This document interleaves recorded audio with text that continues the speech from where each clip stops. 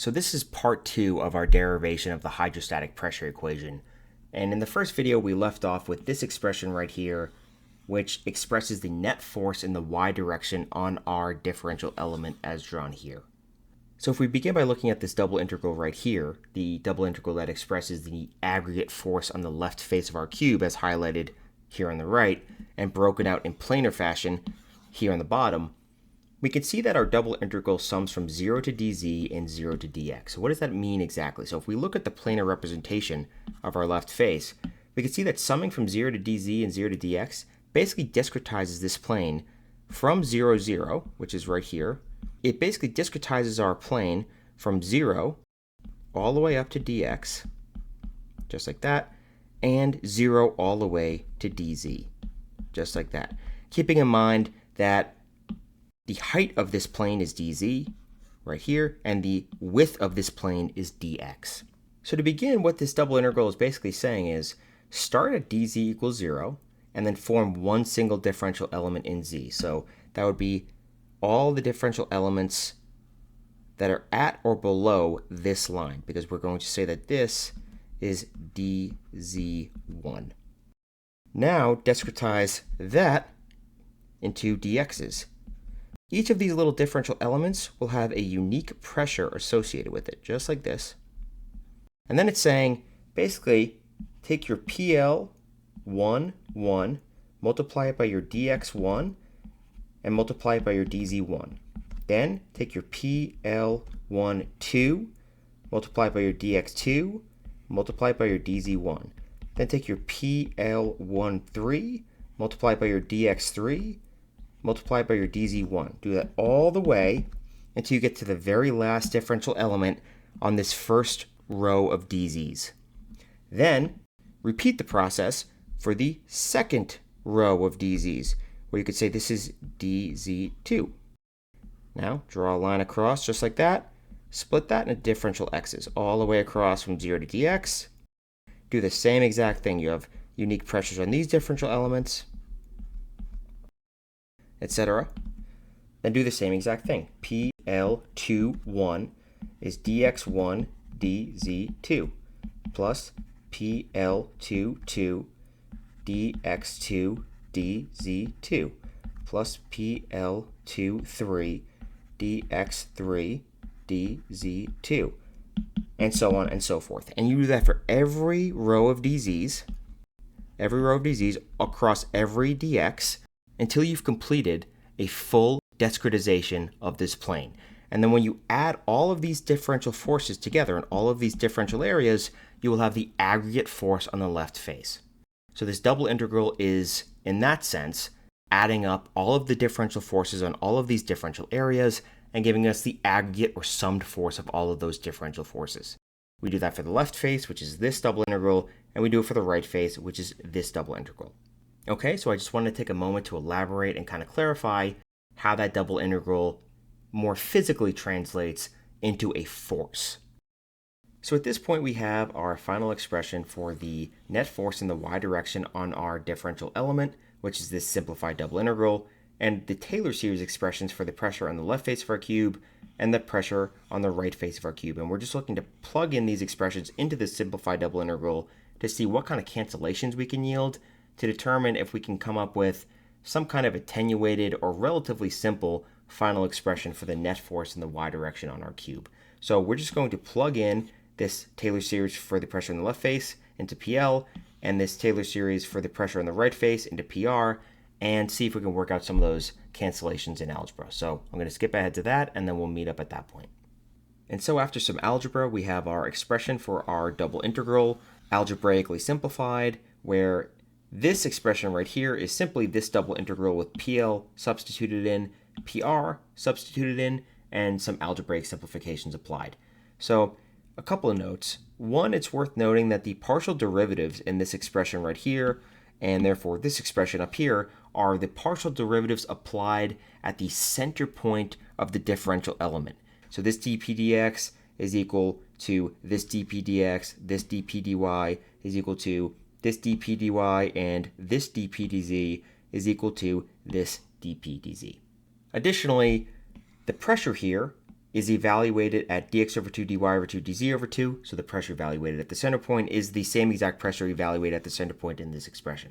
So with those things in mind, a lot of simplifications occur, and the final double integral result is the integral from 0 to dz and the integral from 0 to dx of this expression right here, xl minus xr times dp dx plus yl minus yr dp dy plus zl minus zr dp dz plus the difference in the remainder terms from the Taylor series of the left face and the right face. Okay, so now at this point we're going to look at some geometric arguments, some integral arguments to see how this expression could be simplified even further.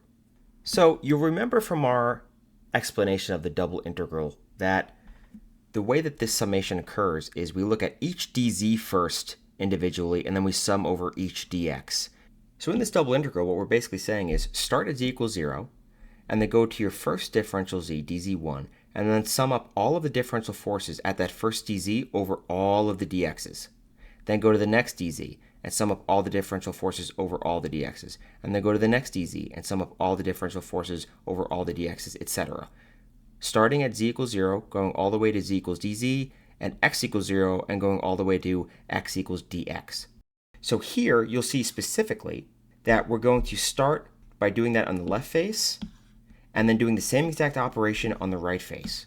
But what you'll find is, if we start at x equals 0 and z equals 0, and we're going in this order, starting at the first dz, and then going to the next dz, and again we're summing over all of the dx's, then the next dz, then the next dz, all the way up to z equals dz, and across 0 to dx, and we do the same exact operation in the same exact order in the right face, starting here and summing like this,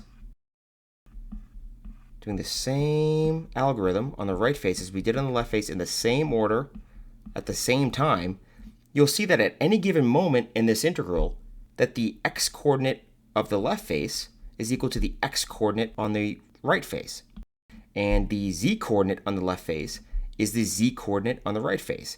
So no matter where we are in this algorithm, that is always the case. So even if we go all the way through the algorithm and we get to this differential area right here, the x-coordinate of this differential area is the same as the x-coordinate of this differential area, and the z-coordinate of this differential area is the same as the z-coordinate of this differential area. So xl hat is equal to xr hat within the confines of this integral. And in a similar fashion, zl hat is equal to zr hat within the confines of this integral. The only coordinates that are different within the confines of this integral while summing from 0 to dx and 0 to dz over the left and right face is y hat. So y hat sub l is not equal to y hat sub r, right? This goes to 0, and this goes to 0. So we can write 0 to dz, 0 to dx, y hat l minus y hat r, dp dy, and we'll draw brackets here, plus the quantity r sub l minus r sub r, and brackets over dx hat dz hat. So the last bit of business we have to settle before we get to the final form of our simplified double integral is dealing with the difference in our remainder terms here. So if you'll remember, the remainder terms stem from vestigial structures of the Taylor series that we wrote for the pressure. What you'll see is if you work out these remainder terms, you will have a lot of cancellations, and the terms that do not cancel will be multiplied by things that are, approximately equal to dx squared, dx cubed, dx to the 10th, etc., etc. So the things that don't cancel, in theory, are multiplied by incredibly small numbers, because remember, dx, dy, dz, these are differential lengths. So if you multiply a term that doesn't cancel by dx squared, or dx to the 10th, or dy squared, or dy to the 10th, or dx times dy, or some of these higher order terms, then those terms end up being so inconsequentially small that we ignore them. So the argument here is you have a ton of cancellations in this difference right here, and any of the terms that theoretically would not cancel, that somehow do not get canceled out, are so small because they're multiplied by terms like this that we could just ignore them, because they are, again, relatively infinitesimally small compared to this term right here. So what that ends up being, long story short, is we say that this is approximately 0. And that gives us the final form of our double integral, which we can then actually integrate. So let's do that now. Okay, and with those simplifications in hand, noting that we are again approximating the remainder term to be 0, let's move on to the simplified version. So 0 to dz here, 0 to dx, y hat L minus y hat R, dp dy, dx hat, dz hat. What exactly is the y-coordinate on the left face minus the y-coordinate on the right face equal to? In this case, we're just saying, what is the y width of the differential element? Well, yl minus yr, because we're going positive in the r direction, and this is our left face and this is our right face, yl minus yr is negative dy. So this would be negative dy dp dy with respect to x hat and with respect to z hat. So negative dy, again, dy is established in this derivation as a width, a distance.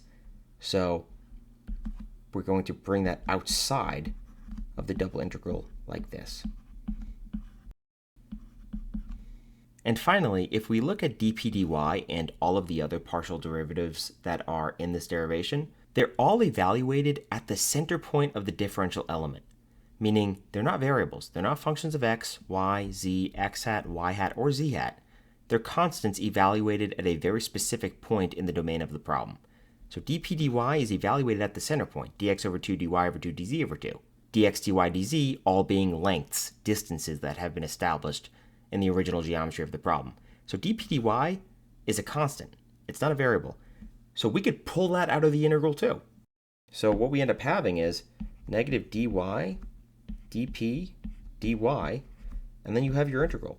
So 0 to dz, 0 to dx, dx hat, dz hat.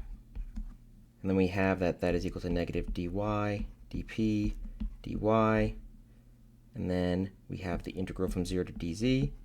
And within that integral, we have the integral from 0 to dx, dx hat, dz hat, negative dy dp dy, integral from 0 to dz, and then our brackets again, x hat plus some constant, 1 from 0 to dx. It's equal to negative dy dp dy, integral from 0 to dz of what is essentially dx dz hat. We know that dx again is a width, it's a distance, it's a constant. We can take it out of the integral. We get negative dy dx dp dy, integral from 0 to dz with respect to z hat. That is equal to negative dy dx dp dy, brackets, z hat plus another constant, c2, from 0 to dz. And that's finally equal to negative, well, let's write it like this actually, negative dx dy dz dp dy. So we have our final expression for the net force in y on our differential fluid element, and it's equal to negative dx dy dz dp dy. So basically what you could say is, if I pick any given point in a flow field, and then I take the partial derivative of the pressure with respect to y at that point in the flow field, and then I multiply it by the volume of the fluid element at that point in the flow field, and then multiply that by negative 1, that gets me the net force in y at that point in the flow field.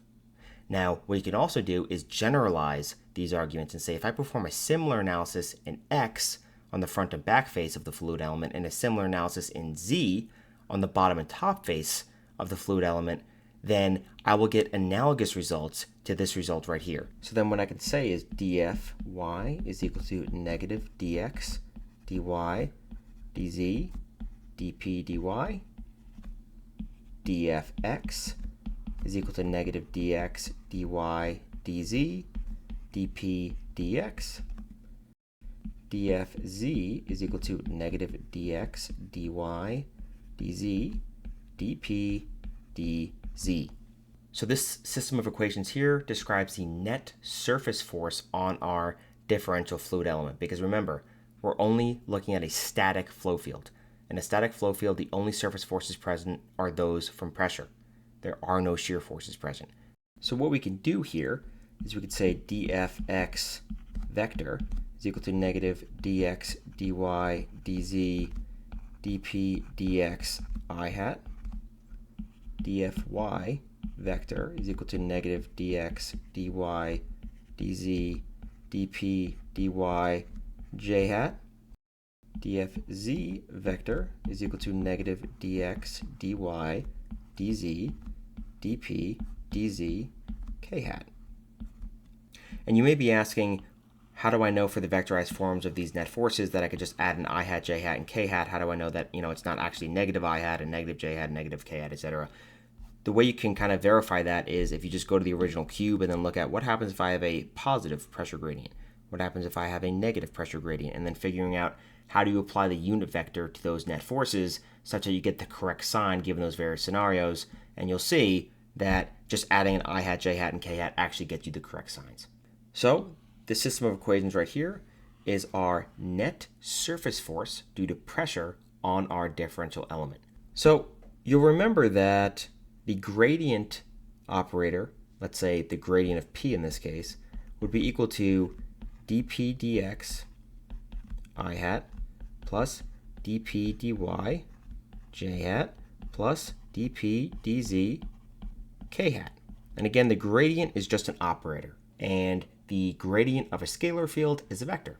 So with that being said, if we look at our net surface force, which is just equal to dfx plus dfy plus dfz, just like that, what we end up getting is negative dx dy dz times the quantity dP dx I hat plus dP dy j hat plus dP dz k hat.